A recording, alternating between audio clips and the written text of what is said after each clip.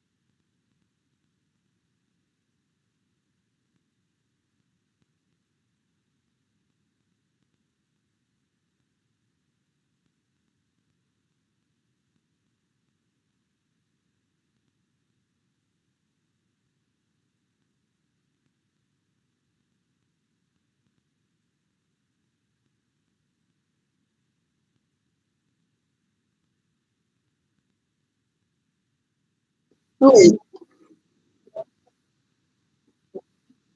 Então, vamos botar aqui a tela, vocês me dizem se está tudo certinho.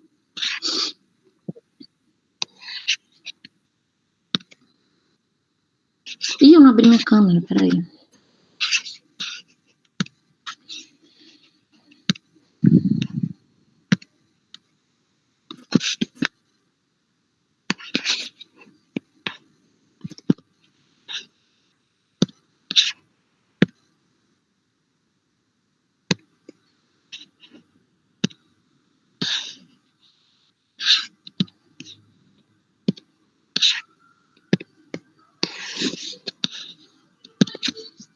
Estão vendo a aula? Tá. Então, gente, boa noite. É bom estar com vocês de novo. Da outra vez eu era praticamente ouvinte, né? Agora vim aqui passar um pouquinho para vocês do que a gente tem feito por aí, do que a gente pode acrescentar na vida acadêmica de vocês. Então, ficou para mim falar especificamente sobre as massas abdominais na infância. É claro que não vai dar para falar de tudo, e então eu me ative às mais comuns, né, que vocês vão ver mais.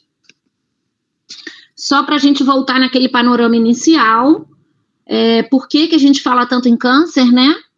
Porque, apesar de ser uma doença rara, o câncer corresponde a 3% de todos os cânceres, incluindo todas as faixas etárias, mas são 12.600 novos casos em crianças e adolescentes por ano. Então, não é tão pouco assim. E pior do que isso, é a primeira causa de morte por doença na faixa etária entre 5 a 19 anos no Brasil. Então, se é a doença que mais mata, não dá para a gente não falar sobre ela, né? Calma, não se desesperem, nem tudo é má notícia.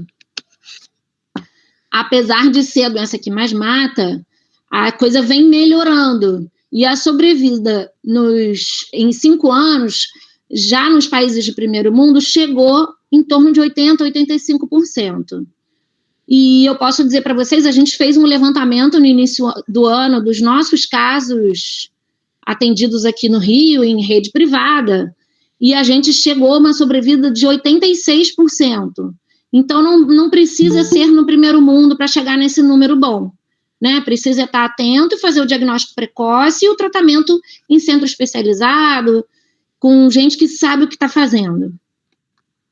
Então, a queda da mortalidade foi mais evidente nos desenvolvidos por causa da maior incidência do diagnóstico precoce, que é o que a gente vem correndo atrás, né? Falar para vocês, para mim, é isso, falar para pessoas que estão se formando, para a gente aumentar a chance de fazer um diagnóstico precoce. Ser mais efetivo nas intervenções, isso vai acontecer conforme a gente for encaminhando para os especialistas. Investimento em pesquisa, eu brinco que, infelizmente, a gente não vai conseguir fazer isso no Brasil, então essa parte a gente deixa para o primeiro mundo, né? Eles pesquisam para a gente, não tem jeito, a gente que tem que estudar e correr atrás do que eles pesquisaram. E prevenção praticamente não existe na pediatria. Deu uma acalmada aí, né? Vamos continuar, então, que agora já deu um respiro de que a coisa não é tão ruim assim. A gente já falou sobre isso em outras aulas, pelo menos na da Ana, eu sei que já falamos, então eu vou passar rapidinho. Eu só preciso falar mais uma vez da importância do diagnóstico precoce. Por que é tão importante? Porque se a criança está em desenvolvimento e ela está crescendo a cada dia, o tumor também cresce a cada dia, muito mais rápido do que um adulto que não está mais em desenvolvimento. Então, para a criança é mais importante ainda que o diagnóstico seja precoce. Então, vamos lá. Tumores mais comuns da infância. Em primeiro lugar, disparado, são os tumores hematológicos, a leucemia e o linfoma. Em segundo lugar, os tumores do sistema nervoso central. Em terceiro, vem os tumores abdominais. Vilmes, neuroblastoma e tumores de ovário são os mais comuns e é o que a gente vai falar hoje. E aí, em quarto, vem os tumores ósseos, mais comum, o Ewing e o sarcoma, o osteosarcoma. Qual o melhor método diagnóstico? Alguém arriscaria dizer? Vocês já devem ter ouvido de vários professores, né? Anamnese e exame físico. Para tudo, a melhor coisa que a gente tem é isso. O resto, a gente só vai pedir se a gente suspeitar. E a hora de suspeitar é na hora da anamnese do exame físico, né? Quando a gente palpa uma tumoração abdominal, o que a gente tem que pesquisar nela? Se ela é fixa ou móvel, em qual quadrante do abdômen ela está, se ela é dolorosa e se está aderida a alguma outra estrutura que você consiga palpar. Quem vai fazer a primeira suspeita, então, o diagnóstico? Vocês, tá? É quem está na linha de frente, é quem está numa emergência, é o generalista. Não adianta, então, o especialista saber dessas coisas todas, porque, na maioria das vezes, vai chegar já com o diagnóstico para a gente, ou pelo menos com a suspeita. Então, é você que tem que suspeitar. Opa! Botei os linfomas aqui, porque apesar de ser uma doença hematológica, ela pode se apresentar como uma massa abdominal. E vai ser, então, a massa mais comum, né? Já que o linfoma é o tumor mais comum da infância, achei importante a gente falar sobre ele também numa aula sobre massas. Vocês estão vendo aqui, ó, uma criança com uma grande tumoração visível, não precisa nem ser palpável, e a gente vai para a cirurgia sem diagnóstico, né? A gente não sabe do que se trata essa tumoração. Mas a gente já tem na história alguns dados importantes. A faixa etária, né, que normalmente é um pré-adolescente. A perda de peso, que normalmente é uma perda de peso importante. Perda de peso que a gente considera que é perda de 10 a 20% do peso inicial, né, do peso que a criança tinha. Presença de febre sem causa aparente, óbvio que, tá com febre, mas teve 2 amidalites, não me importa, né? É aquela febre que a gente não descobriu por que a criança está com febre. E presença de linfadenomegalia generalizada.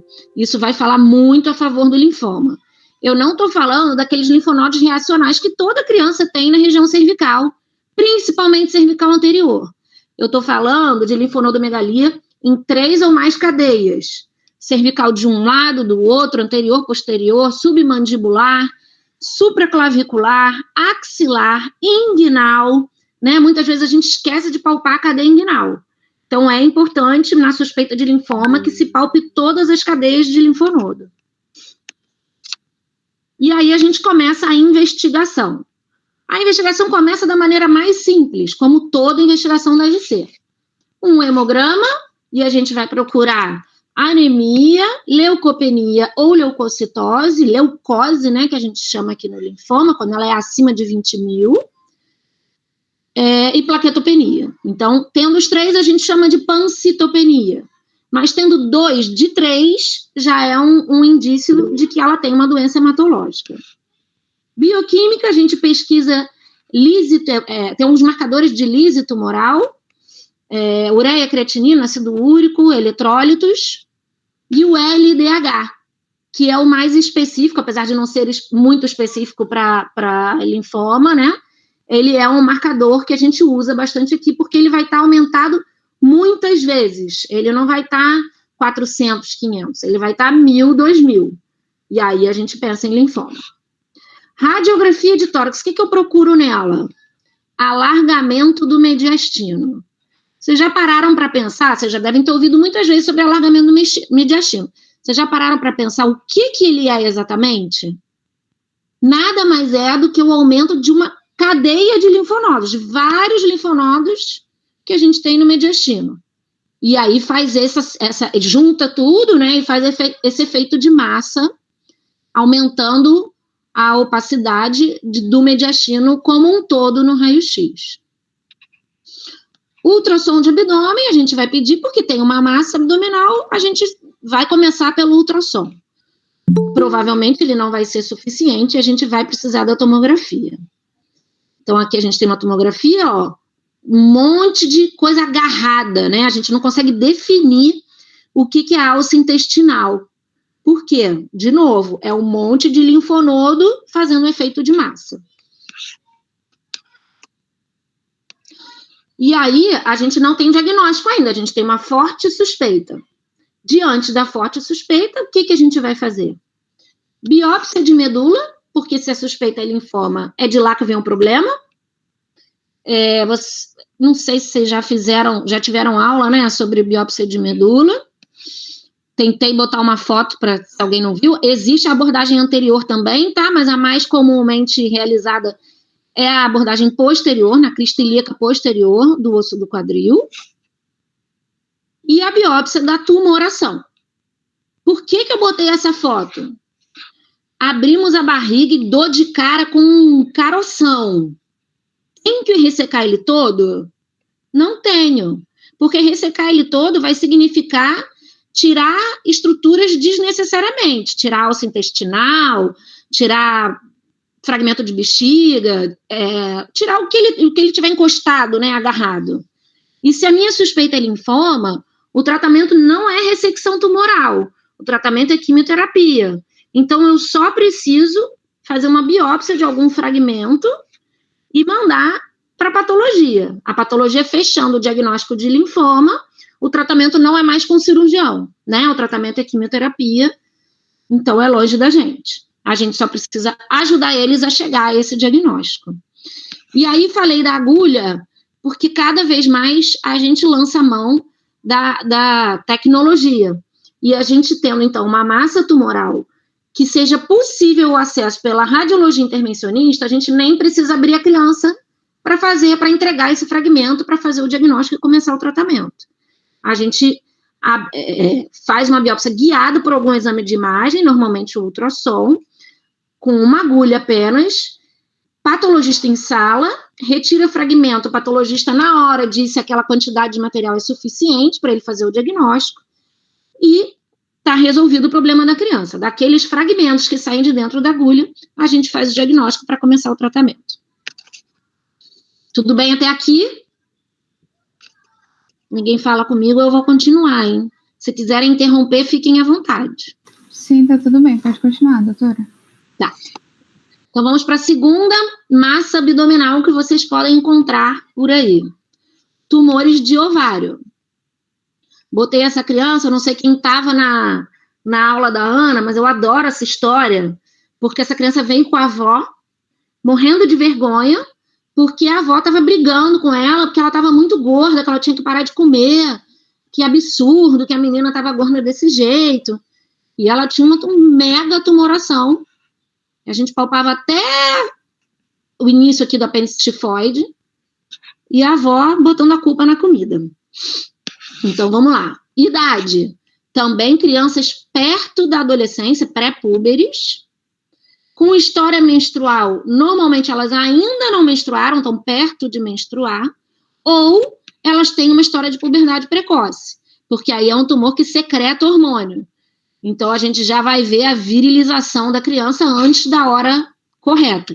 E o sangramento vaginal também, né, acontece por causa desse tumor que secreta hormônio. A menina lá de novo, ó. Fizemos uma tomografia, uma grande tumoração. A gente chama de um cisto complexo, porque ele tem calcificação. Parte preta é a parte cística do tumor e a parte cinza, né, de densidade diferente, aí pode ser gordura, sangue, qualquer outra coisa que tenha densidade diferente de líquido. Então, esse é um cisto complexo, porque ele tem 3 tipos de densidade dentro dele. Então, dos exames de uma criança com suspeita de tumoração de ovário, voltamos lá para o básico: hemograma, bioquímica, coagulograma, marcadores tumorais específicos para ovário: alfa-fetoproteína, beta-HCG, CA125. A alfa-fetoproteína, ela tem uma tabela específica para as crianças, porque ela muda muito todos os dias da vida de um bebê. Então, bebês que nascem com tumoração cística de ovário, você vai pedir os marcadores e vai vir uma alfa-fetoproteína super alta, que naquele valor de referência do laboratório é o valor para os adultos. E aí você vai dizer, meu Deus do céu, essa alfa-feto está muito alta. Se você não tiver a tabela da alfa-feto para criança, você não vai ver que, na verdade, aquele valor é normal para aquela idade.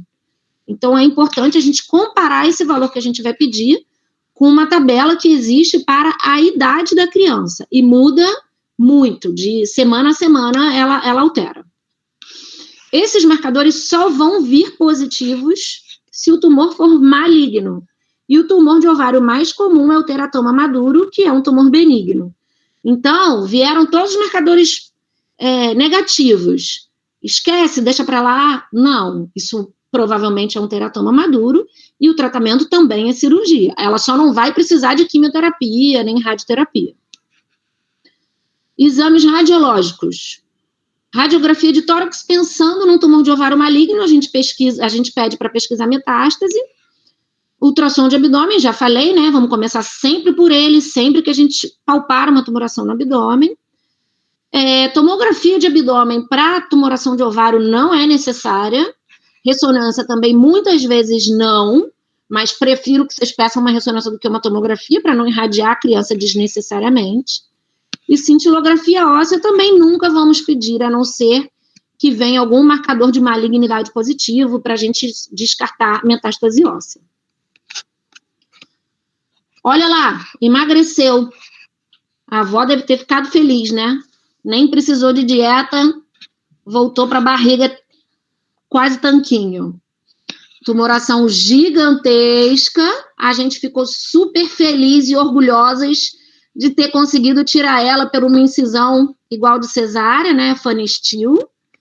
Mas a avó reclamou comigo, gente. Ela perguntou por que uma cicatriz tão grande. Quase esganei, né, mas tudo bem, porque eu estava assim achando o máximo de ter conseguido tirar a tumoração por essa incisão. Pode fazer por vídeo? Sim, se a gente conseguir tirar a tumoração sem rompê-la. Aquela história de fazer por vídeo, aí bota no saquinho, fragmenta, né, macera todo o tumor para tirar ele menor pelo umbigo, isso é proibido em oncologia. A gente tem que tirar o tumor de forma íntegra. Então, esse tumor grandão, não vejo benefício em fazermos por vídeo, porque a gente não ia conseguir tirar ele pelo umbigo, né? A gente ia fazer uma incisão enorme para conseguir tirar ele. Toda cirurgia oncológica tem, como princípio, não é só a ressecção tumoral. A gente precisa fazer algumas outras coisas para fazer o estadiamento daquela lesão. Então, a gente tem que colher líquido peritoneal sempre. Esse é o único tumor abdominal que, se a criança não tem líquido livre, a gente joga soro para coletar líquido, para produzir, né, esse líquido para coleta de célula. Em todos os outros isso é proibido, porque a gente pode estar disseminando, né, células tumorais que a gente não esteja vendo a olho nu. Então, jogar soro para colher líquido peritoneal só nos tumores de ovário, por favor. Omentectomia só se houver suspeita de infiltração do omento, senão eu não preciso fazer. E a biópsia do ovário contralateral também, só preciso fazer biópsia do outro ovário se houver alguma lesão suspeita nele. Mas eu tenho sempre que olhar para esse ovário. Olhar e ver que o aspecto dele é normal, não preciso fazer nada. Quimioterapia pós-operatória vai ser necessária apenas nos tumores de ovário malignos, daqueles lá dos marcadores que a gente escolheu. Opa! Massas renais. O principal tumor sólido abdominal é o tumor renal, que é o tumor de Wilms, o mais comum. Então, vamos falar um pouquinho sobre eles aqui. Como é que a gente sabe que esse tumor aqui é provavelmente um tumor de Wilms? O branco que vocês estão vendo é tecido renal normal. Ele abre em forma de ferradura e dessa ferradura sai uma tumoração. Então, isso é a característica de que o tumor é de origem renal, porque ele faz essa imagem bonitinha da ferradura e a tumoração saindo dele. Eu aqui tenho uma calcificaçãozinha na periferia, mas não é o que predomina no tumor. Calcificações abundantes não falam a favor de tumor de Wilms. Só para vocês verem, compararem aqui com o outro lado, ó, o outro rim, todo branquinho, bonitinho, sem lesão nenhuma. De novo, vamos pedir o básico. Hemograma, bioquímica e coagulograma. E o que tem de novo? Tumores renais, principalmente o Wilms, o principal local de metástase é tórax. Então, eu tenho sempre que fazer raio-x e TC de tórax nesse primeiro momento para estadiamento do tumor. Ultrassom de abdômen sempre.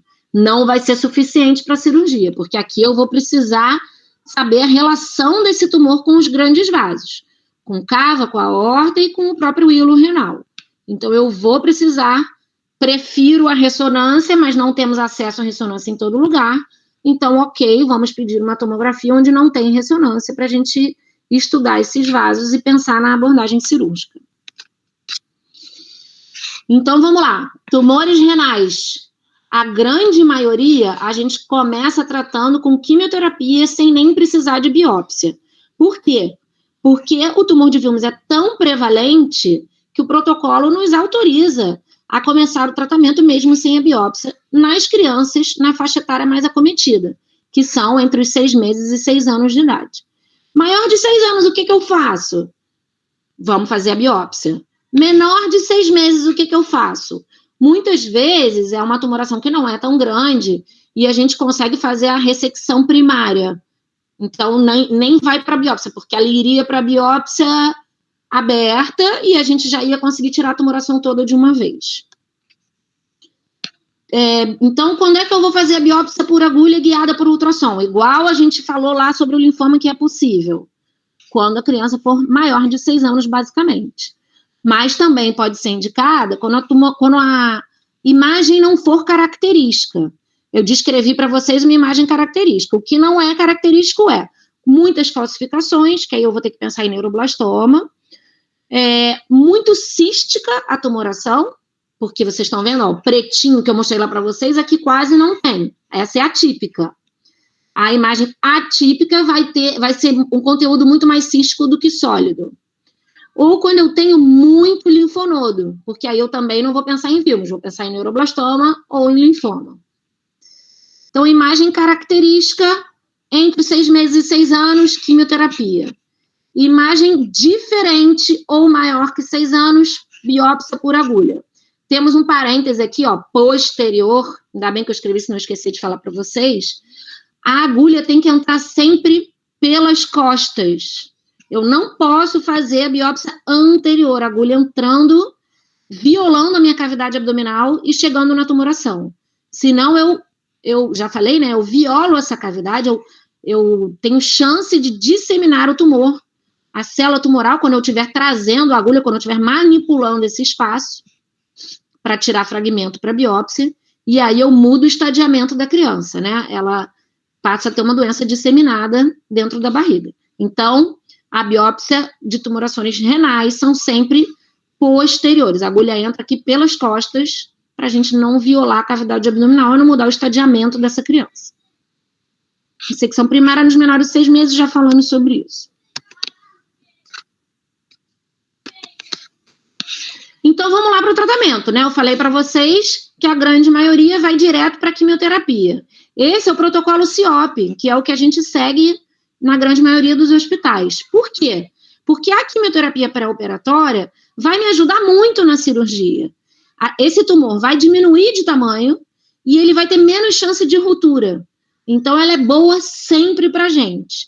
Eu aqui brinco que se você quiser saber se o cara é especialista, ele ama a quimioterapia, porque ela ajuda muito a vida do cirurgião. Eu trouxe alguns exemplos para mostrar para vocês verem que não é mentira. Então, olha lá, aquela criança do tumorzão, antes das 4 semanas de quimioterapia, e aqui como ele diminuiu bastante. A cirurgia já ficou bem mais fácil para o meu lado. Mais um exemplo.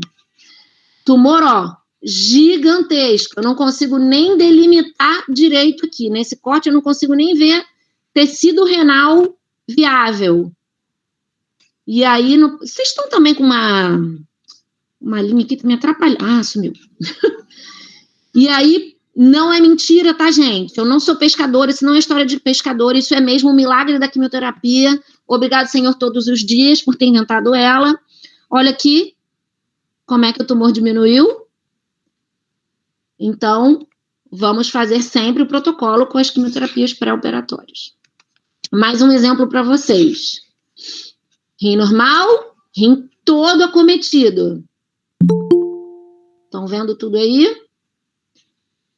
Pós-quimioterapia, aqui eu vejo um tumor, ó. Na verdade, essa localização não é boa pra gente, né? Porque ele tá agarrado na cava, mas de qualquer maneira, aqui seria inoperável. E aqui a gente, vamos lá, se esforçar para tirar ele. E aí botei aqui também o efeito da quimioterapia nas metástases pulmonares. Isso tudo que vocês estão vendo é metástase. Eu sei que não é o mesmo corte, mas era o que eu tinha para trazer para vocês e eu acho que não tem problema nenhum, porque vocês estão vendo que aqui, ó, o pulmão está limpo. Sumiram todas as metástases. A diferença é que quando o tumor tem metástase, a gente, em vez de fazer 4 semanas de quimio pré-operatória, a gente faz 6. Então, a gente aumenta as sessões de quimioterapia. Mas, olha lá, que maravilha. Então, ai meu Deus, chegou um tumor de Wilms com metástase pulmonar. Essa criança já era. Não. Essa criança, em vez de ter chance de cura de um pouco mais de 80%, ela vai ter de 70%. Então, continua sendo muito alto, vamos investir nessa criança. Aí eu brinco que esse é meu carro, eu já mandei fazer o meu adesivo, eu amo a químio. No final da aula, vamos liberar um link para vocês adquirirem o adesivo de vocês também. Tratamento. Já fizemos lá a nossa quimioterapia neoadjuvante, né? Que é a quimioterapia antes da cirurgia. E aí partimos para a cirurgia. De novo, o objetivo do cirurgião não é só a ressecção tumoral. Não é só isso que eu vou fazer lá.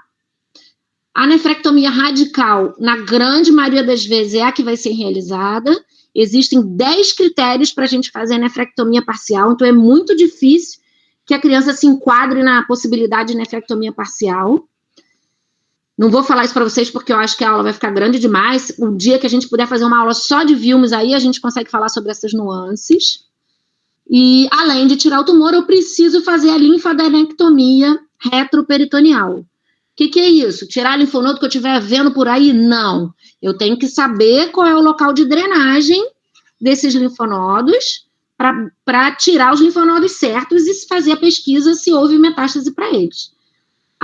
Então eu vou tirar lá do outro rim. Não, eu preciso tirar dos que estão ali pertinho do local de drenagem, senão não vai me adiantar nada dizer que os linfonodos são negativos, porque eu não tirei eles do lugar certo.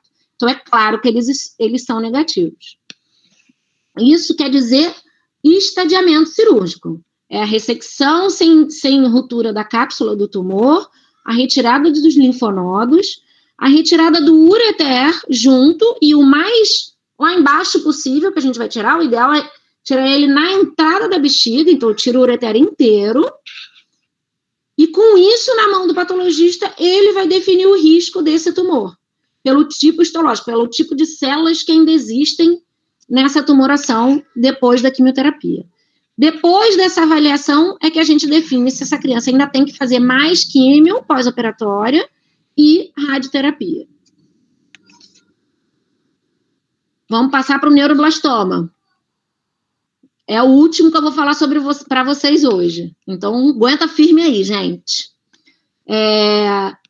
O neuroblastoma é mais nas crianças menores.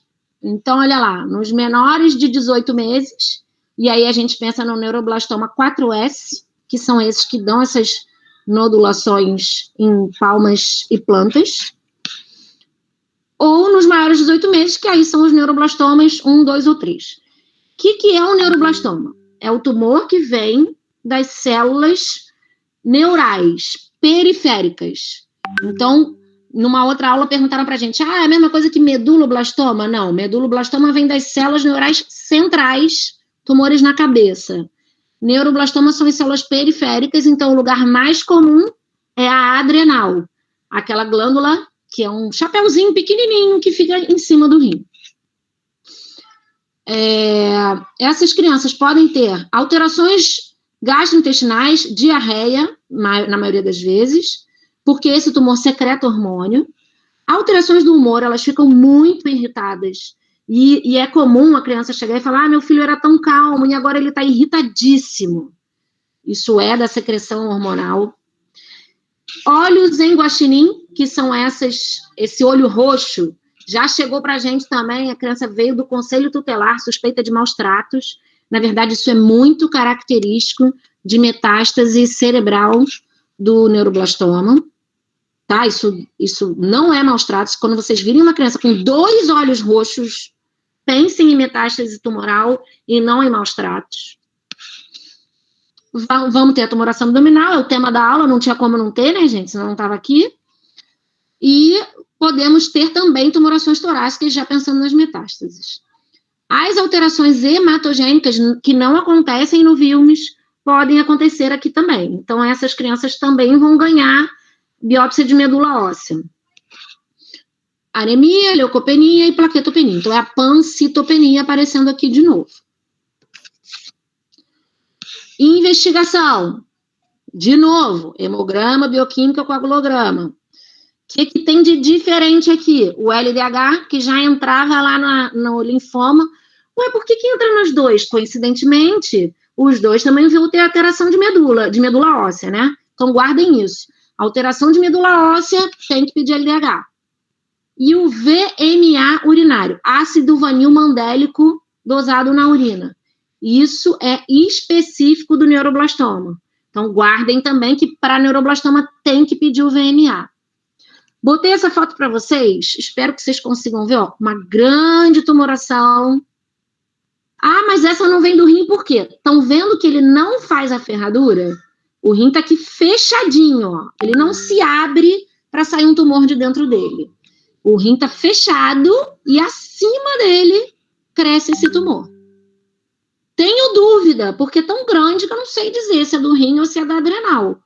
Justa a sua dúvida. Se houver essa dúvida pelo radiologista, a gente vai ter que fazer a biópsia, porque não vai ser a tal da imagem típica. Mas, na grande maioria das vezes, um radiologista, um cara com experiência, né, em doenças de criança, vai conseguir definir para vocês se essa tumoração é do rim ou é acima do rim.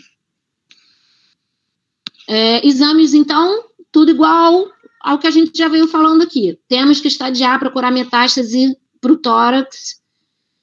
Ultrassom de abdômen sempre. Ressonância sempre prefiro para a gente ver a relação com os vasos. O neuroblastoma, ele é mais malvado do que o Wilms. Ele agarra mais os vasos. O Wilms costuma empurrar os vasos. Então, aqui é mais importante ainda que a gente consiga uma ressonância antes da cirurgia, para ver quais grandes vasos essa tumoração está infiltrando. Vai dar trabalho para a gente na cirurgia. A cintilografia com MBG. A metástase óssea no neuroblastoma é infinitamente mais comum do que no Wilms. O Wilms a gente pensa basicamente em metástase pulmonar. Então, a cintilografia para a gente pesquisar se a metástase óssea também é fundamental no neuroblastoma. PET a gente quase nunca pede. A cintilo óssea só se a gente não conseguir fazer com MBG. E tomografia de crânio quando a gente tem a suspeita de metástase para cérebro, né, com os olhos de guaxinim. Mais uma vez, falando aqui das tumorações mais comuns, fígado, osso, aqui é da onde ele vem, né, na adrenal, aqui mostrando os grandes vasos infiltrados, e aqui era para mostrar, ficou ruim essa foto, né, era para mostrar os olhinhos de guaxinim que vocês já viram lá, naquela foto de um pacientinho meu melhor.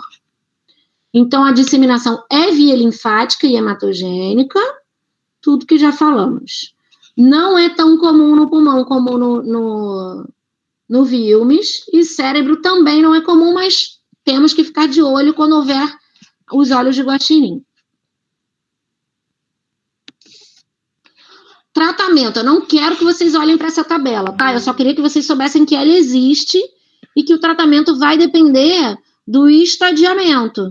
Se tem linfonodo acometido, se não tem, se tem metástase, se não tem, pela idade da criança e pelo tipo histológico do tumor. E aí sim a gente define quanto de quimio e radioterapia que a gente vai precisar fazer. Define, inclusive, se essa criança precisa de transplante de medula. A partir do estadiamento 3, né, o 3 e o 4, a gente vai fazer o transplante de medula óssea no final do tratamento. Ele seria a consolidação do tratamento da criança. Já falamos sobre tudo isso. Tudo já conversamos. E aí botei umas imagens para vocês, que eu sei que vocês gostam de ver imagem. Olha lá, tumoração com muita calcificação, então característico de neuroblastoma e não de Wilms. Aqui, isso é o tumor. Estão vendo, ó, grandes vasos, já soltinho. Aqui, ó, foi difícil da gente liberar daqui, mas conseguimos um planinho de clivagem para tirar e deixar os grandes vasos. Isso aqui é a veia renal. Então, a gente conseguiu tirar esse tumor, preservando o rim. Nem sempre a gente consegue preservar o rim, porque às vezes é um tumor tão grande que agarra aqui no rim e a gente tem que tirar junto. Ou agarra na veia renal, no vaso nutridor do rim, e aí eu não tenho como mantê-lo. Aqui é só para vocês verem depois do tumor ressecado, que acaba, encheu, ó, ficou lá inteirinha, e o rim também ficou. Agora é o neuroblastoma 3. Estão vendo preso aqui na pinça? Lembra? Esse eu mostrei para vocês lá, ó, que era um tumor grandão, depois da tomografia sobrou um tumor pequeno para cima do rim. É isso aqui, isso que é a adrenal. Eu quase não vejo tumor, mas eu sei que a origem é na adrenal, então é ela que a gente vai ressecar. Ufa! Acabou o conteúdo pesado para vocês, mas eu queria ainda falar sobre coisas importantes no nosso trabalho como cirurgião. Exame de imagem, ultrassom ou TC. Vamos sempre pensar e ser cuidadosos nos nossos pedidos de TC. Cada vez mais eu vejo que as pessoas pedem correndo logo a tomografia. E eu não estou falando aqui só de câncer, né? Apendicite virou rotina pedir uma tomografia, quando na grande maioria das vezes a gente faz o diagnóstico com exame físico, rotina de abdômen agudo ou ultrassom, e não precisa de uma tomografia. A mortalidade relacionada ao câncer devido à exposição por irradiação na criança é 1 a cada 1.500 em TC de crânio e 1 a cada 550 em TC de abdômen. Então, não é pouca coisa. vamos repensar os nossos pedidos de tomografia de abdômen, por favor. Porque cada tomografia de abdômen corresponde a 380 raios-x. E vocês sabem que isso é cumulativo, é para o resto da vida. Não tem como limpar o organismo de ninguém, né? Então, a criança vai levar essa carga para a vida dela toda. Então, vamos evitar de pedir tomografia quando a gente consegue resolver o problema da criança sem uma tomografia.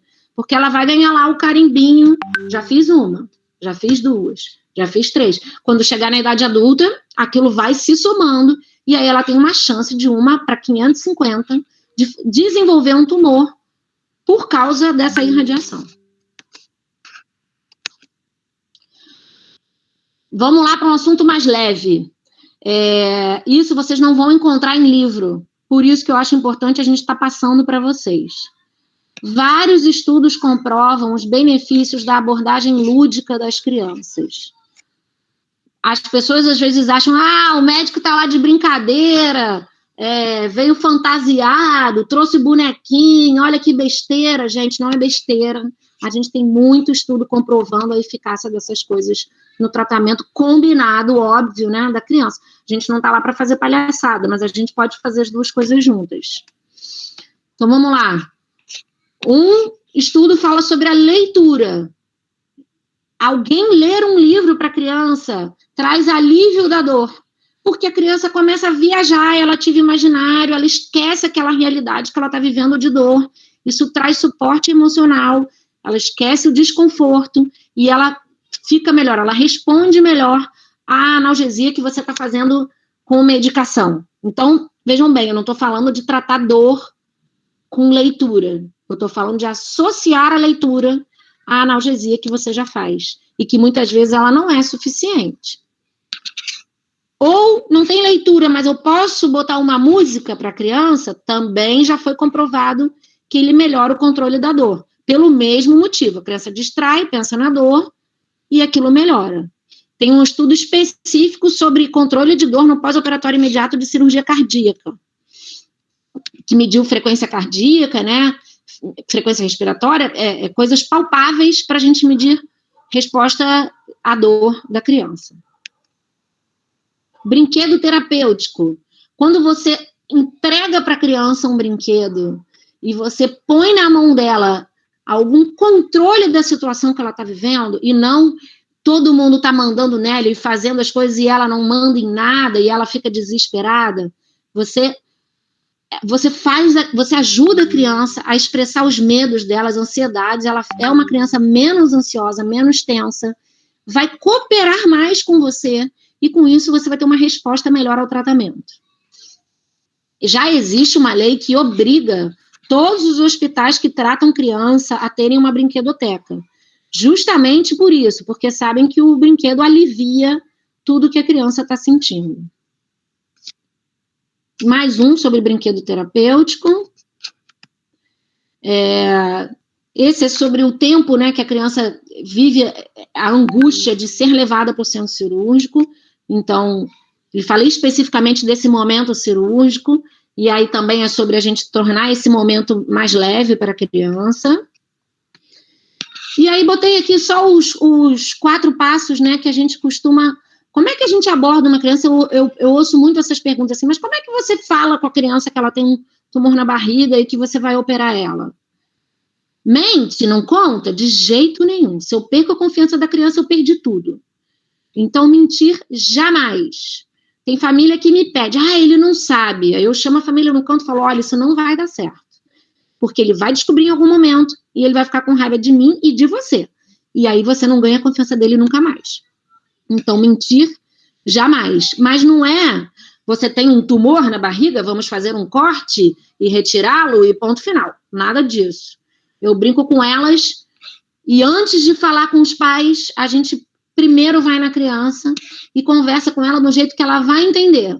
Minha conversa normalmente é, você vai comigo para uma sala muito maneira, que tem máscara de piloto de avião, focos igual disco voador no teto, tem muita coisa legal que eu vou mostrar para você. Nessa sala, você vai sentir um cheirinho e vai dormir gostoso. Depois desse cheirinho, a tia vai fazer um curativo mágico na sua barriga, que vai tirar esse caroço que está aí. Quando você acordar, você já está de curativo mágico e o problema está resolvido. Não é o problema todo que está resolvido, né? Mas é o que ela precisa ouvir naquele momento para entender que ela vai passar por um procedimento. Eu menti para a criança? Não, eu contei para ela tudo o que vai acontecer, mas de uma maneira que não dê medo e que ela ganhe minha confiança. Aliás, eu ganho a confiança dela para eu conseguir levar ela para a sala de cirurgia. Sempre temos como recorrer a alternativas lúdicas. Vou mostrar para vocês o que a gente já tem para as nossas crianças. E sempre trabalhar com uma equipe preparada. Não adianta eu chegar com toda a minha terapia lúdica se depois entra um enfermeiro troglodita atrás de mim. Né? Eu preciso da equipe inteira sabendo lidar com uma criança. Eu botei foto para vocês do prontuário afetivo. Isso foi inventado agora com o Covid. E eu não tenho foto ainda dos prontuários afetivos que a gente fez das nossas crianças, né? Então, isso são coisas que eu peguei na internet, que começaram a fazer para os pacientes do Covid, porque eles ficam lá abandonados, né? E a gente não sabe nada da vida deles. E aí, olha lá, em vez de eu dizer o que o paciente tem de doença, isso fica na porta do quarto dele, falando do que ele gosta. Como é que eu uso isso a meu favor? Esse aqui, ó, torce para o Palmeiras. Na hora que eu entrar no quarto, em vez de eu falar, oi, tudo bem, vamos falar sobre o seu tumor? Não. Oi, tudo bem, Palmeiras ganhou ontem, né? Sucesso, que bom. Quando é que será que você vai conseguir sair daqui para comer seu churrasquinho? Vai me convidar, né? Eu vou esperar o convite para ir lá comer churrasco. Depois que você amansou o cara, porque ele tá super nervoso de que você vai entrar lá e falar sobre cirurgia, depois que ele baixou a guarda, aí você começa a falar sobre doença propriamente dita e sobre o que você precisa fazer por ele. Isso aí são as coisas que a Oncocip, né, já produziu para ajudar as crianças. Doutora, oi. Desculpa, só um pouquinho. É porque a gente ainda não comprou o pacote do Google Meet e aí eu acho que vai cair a ligação, mas aí a gente te manda outro link logo depois que acabar aqui. Tá bom, vocês me avisem porque eu acho que eu vou ficar falando sem saber, né? Tá bom. Mas tá acabando, tá, gente? Tá bom. Esses são os bonequinhos, a gente chama a Maria Pique e o Mário Porte, são os catéteres que a gente usa para fazer quimioterapia. A gente dá para a criança palpar e sentir o que ela vai ter antes dela ter, né? Então, a gente entra no quarto para falar sobre o procedimento de colocação de catéter com um exemplo para elas. A gente entrega um livrinho para elas falando sobre o que é o catéter, de maneiras que elas entendam. No final do livro tem passatempos para elas ficarem fazendo no hospital.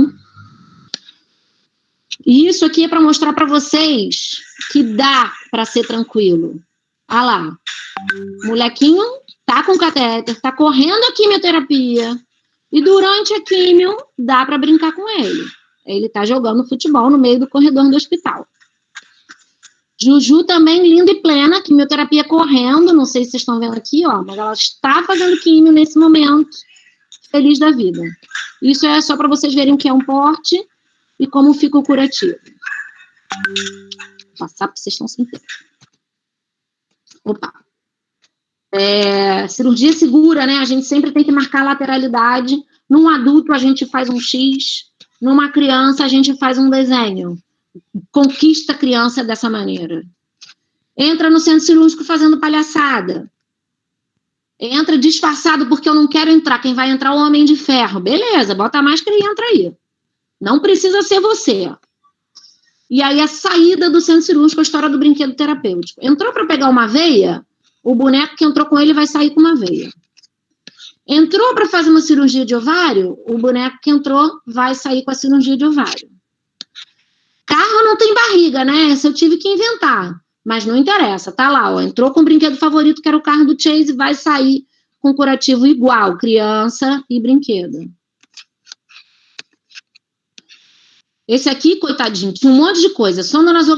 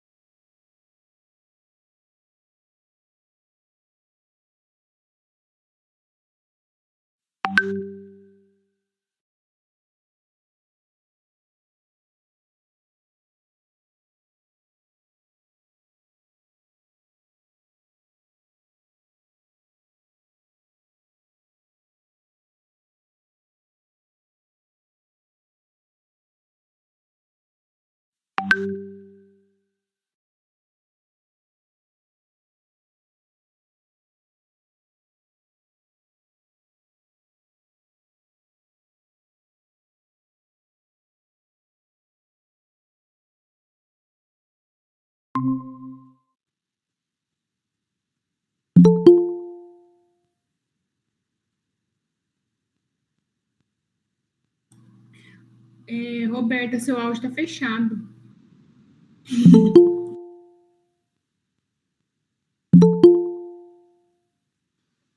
Pronto.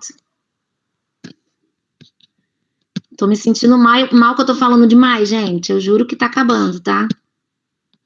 Tá maravilhosa a aula, doutora. Não precisa se preocupar, não.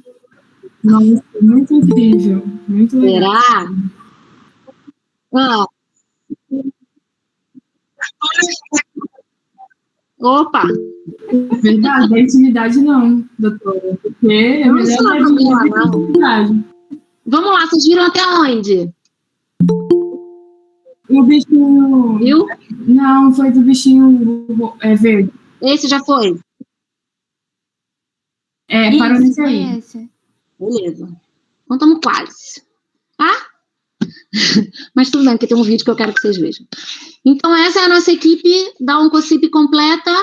Ana deu a primeira aula para vocês, eu estou dando hoje, e ainda temos a doutora Simone, que foi a primeira, né, a mais antiga de nós, e que primeiro me convidou para trabalhar com ela, depois chegou a Ana para engrandecer a nossa equipe, e estamos as três juntas aí há alguns anos na luta. Espero que a missão tenha sido cumprida, mas queria passar um vídeo para vocês. Acho que a Ana já botou também, né? Mas se vocês quiserem, contato com a gente está sempre à disposição de verdade, não existe abusar, tá? Então, Instagram, estamos lá direto. Quem não segue ainda, por favor, segue lá. WhatsApp, pode me mandar mensagem que eu vou responder vocês, ou por e-mail. E aí, queria, só para a gente fechar com chave de ouro, passar esse vídeo para vocês. Tá com som? Tá sim. Tá.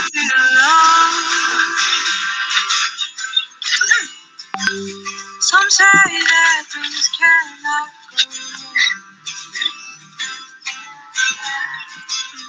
But when you come on, it's true. Sometimes you feel it's only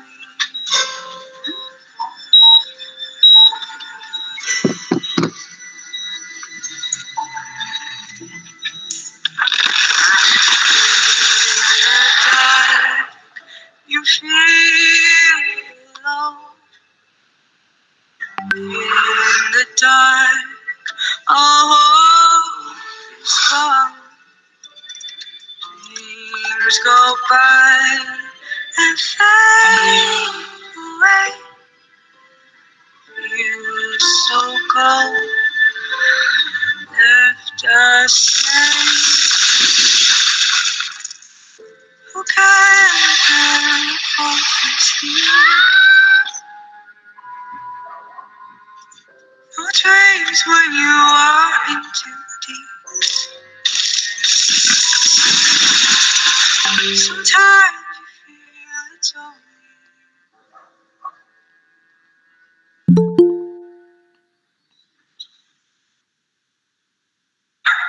don't give up, don't fall apart.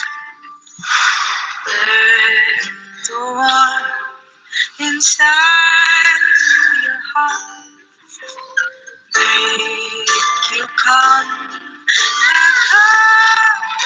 again. Let the sun lead your way. As long as love fills your heart, you know you'll never fall apart.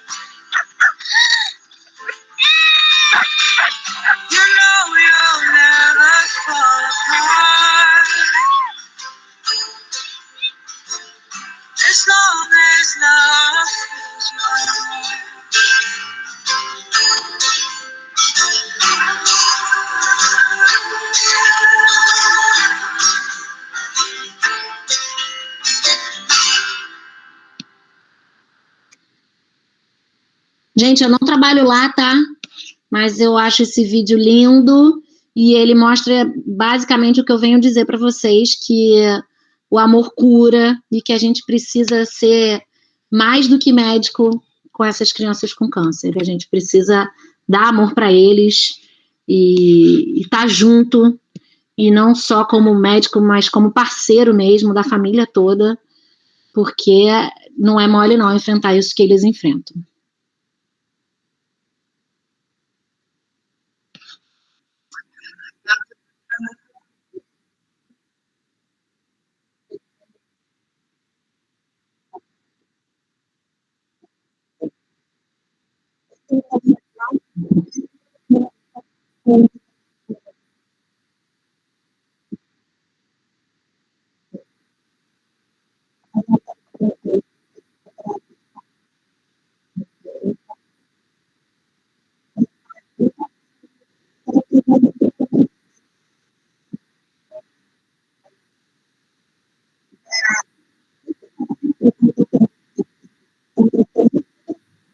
Vamos sim.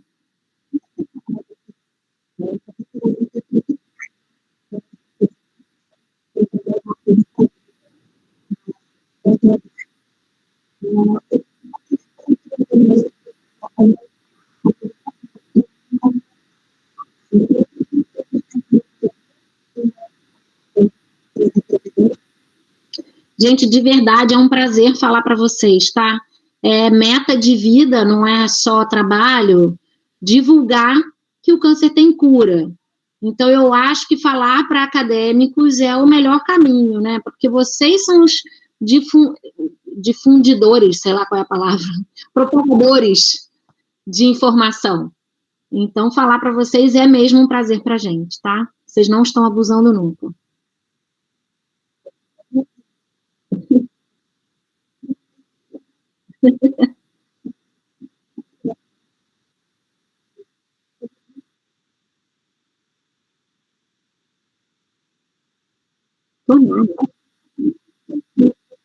Tá bom.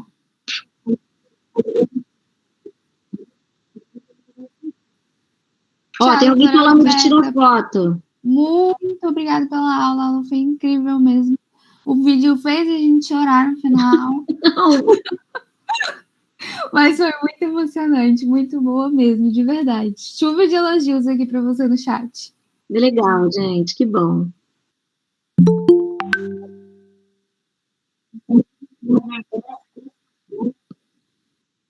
Ih, aula com as 3 juntas, será que a gente consegue? Como é que faz isso, gente? Vocês estão dificultando aqui a tecnologia.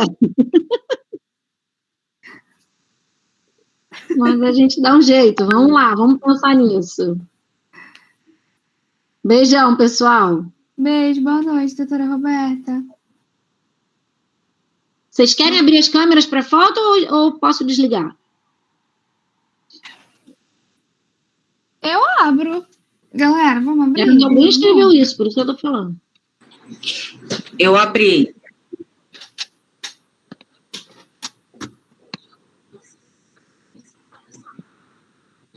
Peraí, deixa eu dar uma ajeitada no cabelo.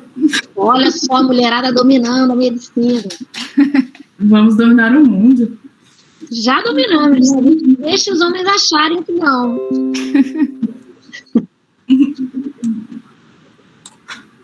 E aí, quem vai tirar? Mel.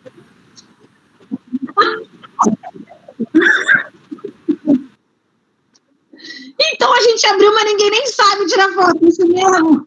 Alguém com celular bom aí, por favor. Vocês estão aí? Peraí, vou tirar, gente. O Isaías acho que vai tirar, não vai? Ele mandou no grupo? Sorriam. Não, vai. X, dízimo. Pronto. Manda pra Beleza. gente, Areta, por favor. Beijo, pessoal. Boa noite. Boa noite, Beijo. doutora. Beijo, doutora. Obrigada. Obrigada. Tchau, pessoal.